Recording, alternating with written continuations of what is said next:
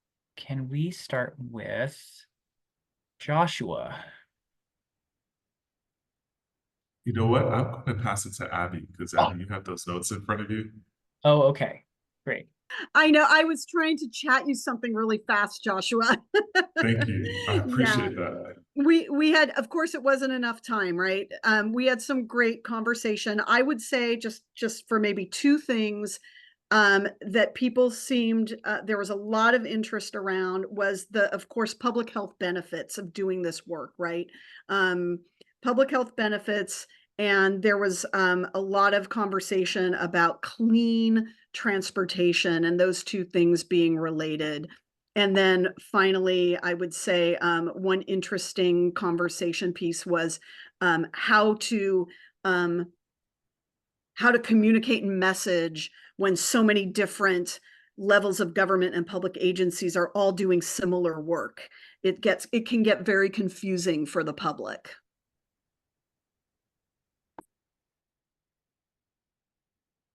Thank you, Abby. Next group. I realize the facilitators don't actually have the notes, so if the note takers actually want to help out and give their quick recap, we'd love to hear from you. But whoever feels bold and brave. Oh, I can go. Thank you, Rich. Yeah, we had a great group, solid group of people, really good conversation. Could have been longer, of course. Interesting takeaways for me were on the visioning that I think the sentiment was we just have to be very honest with ourselves, with our communities about the situation we're trying to address, the urgency in which we need to address it, and being honest with ourselves what's important, what we can do, and being transparent with everyone about like our priorities. So climate literacy, and as a general thing, we want more and more people to understand the sort of like enough about the science. And then an interesting comment about empowering our communities, specifically related to folks that live in unincorporated areas. How do we get their voices heard, and how do we engage with them? So thank you for the folks in room number 4. I'll pass to the next. If you want to call on somebody else. Forrest is up next, volunteer. Thank you, Forrest. Hello. Thank you to Kathy, Adrian, Patrick, Imran, Mia, and Crystal. We had such an engaged group. Some top line themes were some really thoughtful discussions around what a carbon neutral Bay Area looks like, which is all electric everything, no oil and gas in your car, no oil refineries, scaled up from the household level to the infrastructure level. And also a very strong vision for active transportation as the easiest form of transportation to get anywhere, and some really thoughtful discussion around diet shifts. And then moving on to the discussion question 2, we had some really interesting discussions around a perception. One of the main concerns is that there's a perception that there's something being lost by achieving carbon neutrality, and that there's a kind of identity attached to fossil fuel consumption. And there are big concerns about affordability as well. On the upside, our group is really excited about the benefits of carbon neutrality, including air pollution reductions, especially for frontline communities, and just bottom line, a livable planet for our children and our grandchildren. That's a good note to close on. I will popcorn it to, oh gosh, maybe was that Mona Jameson? Yeah, I'll jump in. Thank you. Thank you, Forrest. And thank you everyone who participated in our group. I'll just summarize a couple of the benefits and disbenefits that were brought up. There were some benefits thought about in relation to direct install programs versus rebates, and a lot about public health, citing some particular areas where public health can be improved at different highway junctures as well as airports. And thank you so much for sharing your stories and experiences there. On the disbenefit side, we also heard a lot about cost, and then concerns about putting emphasis on technologies that might be unproven, or focus on actions that maybe have more research behind them, and a lot around communication. That a potential concern was around the barrier in sharing out benefits and communicating with folks in more ongoing formats instead of one-off engagements. I will pass it now to Monty or Maddie, I think is who's next. I'll jump in. We heard a lot at first about mobility and how safe bike and pedestrian infrastructure and transit would make a big difference in daily life and for folks' commutes, with connections to air quality, mobility, an opportunity to be a leader and an example for other regions to follow. We heard about water quality as well. Some of the main concerns that we heard were around urgency and funding and political will, just recognizing the enormity of the systemic transition that we're facing, wanting to make action quickly, but also knowing that there's a need to not let the perfect be the enemy of the good. Another concern we heard is that benefits would not be distributed equitably. And finally, we heard a little bit about the role of businesses and corporations. We heard a little bit about a concern about greenwashing, the role of AI data centers, a need to electrify everything and remove single-use plastics, and quite a bit about communicating effectively, getting buy-in from the broader community, a broad spectrum of the public, bringing things into schools, using demonstrations, and communicating effectively about where emissions are coming from.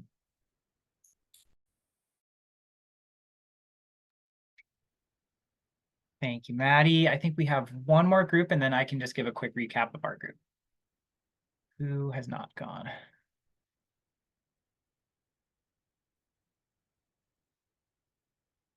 We had Mona, Rich, Joshua, Jameson. Oh, wait, maybe that is everybody. I'm sorry. All right, I will give a quick recap of our group. We also had some very impassioned comments, loved the real focus on the how of implementation and how do we make sure that the benefits are being captured and that the potential harms, or however we want to rebrand disbenefits, Jody, are being avoided. And so, for example, there was a comment about how do we make sure that high road or union jobs, skilled labor is being generated and as a result of some of these different measures that are pursued to decarbonize. And, for some examples of other ways in the past that has not happened, say with distributed solar on rooftop solar. We heard some concerns about, well, how do you make sure that all of these new land uses don't go into natural areas that haven't been developed before, if there's new kinds of housing or renewable development that's happening as a result of this. And really that was highlighting the importance of transit-oriented development and making sure that we are building in a dense manner. And I think with that, I'm gonna wrap us up because we're over time, but really appreciate our group participants. We had the best group. Sorry to break it to everybody else, but I'm sure your group were fine, second places. And thank you everyone for being here tonight. We really appreciate you showing up on this warm evening, really feeling the effects of climate change in my own home. It's very warm right now. But thank you for being here. We will be posting this recording. There will be further engagement events. So we have next up some priority community workshops, which we are in the process of planning and scheduling with those frontline community groups, and would love to just have you stay involved. So please go to the website and send us additional thoughts by email. Thank you. Thank you, everyone. Have a good night. Thank you, everybody. Great job, team. Thank Bye. you. Thanks, everybody. Thanks, everybody. Look at us, only 7 minutes over. That's not bad. You did a great job, Osamu.